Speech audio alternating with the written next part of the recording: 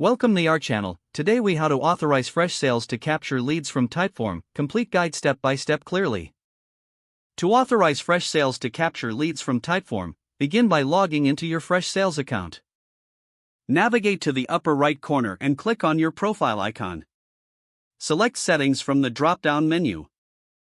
In the Settings menu, look for the Integrations section. Click on API to generate an API key for your Freshsales account. Copy the API key and keep it safe, as you will need it later.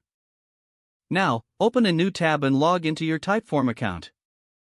Once logged in, choose the form you want to integrate with Freshsales. Go to the Connect panel on the right side of the screen.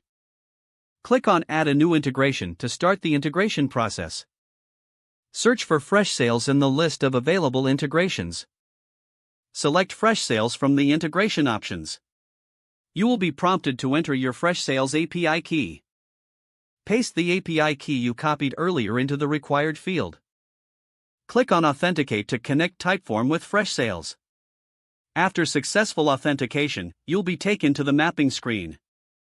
Here, you can map the Typeform fields to the Freshsales fields.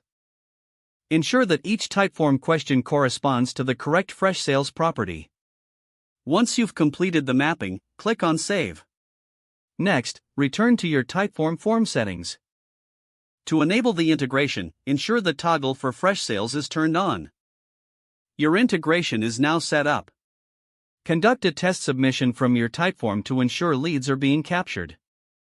Check your Freshsales account to confirm that the lead appears in your dashboard. If everything looks good, you are now ready to start capturing leads from Typeform to Freshsales.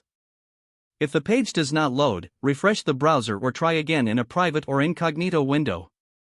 Make sure you are using the correct email address, then retype it carefully to avoid small typos.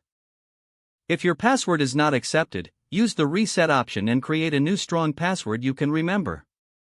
Check your spam folder for verification or security emails, then complete any requested confirmation steps. Don't forget to like this video and subscribe to our channel for more step-by-step tech guides.